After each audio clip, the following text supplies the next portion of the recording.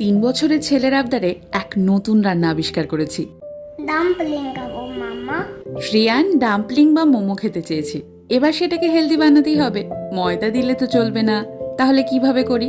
মাথায় এলো অ্যামাজন থেকে রাইস পেপার শিট অর্ডার করেছিলাম। এই ডাম্পলিং এর ফিলিংটা তৈরি করলাম কড়াইতে সামান্য অলিভ অয়েল দিয়ে, রসুন আদা কুচি, চিকেন, নুন, গোলমরিচ, লেবুর রস আর পছন্দের কিছু সবজি দিয়ে। এবার আসল ম্যাজিকটা দেখো। রাইস পেপার শিটকে একবার জলে ভিজিয়ে নিতে হবে, তার মধ্যে চিকেনের ফিলিংটা দিয়ে উল্টে পাল্টে ভাজ করে নেব। এবার কড়াইতে আবার সামান্য অলিভ অয়েলে তিল ছিটিয়ে ওই ডাম্পলিং বা মোমোগুলোকে উল্টে পাল্টে সেঁকে নেব। এত অপূর্ব চেহারা হবে, দেখেই মনে হবে ঝাঁপিয়ে পড়ি। চটপট করে কমেন্টে লিখে ফেলো চিকেন মোমো কার কার প্রিয়। রিয়ান বাবুর সন্ধ্যার টিফিন রেডি।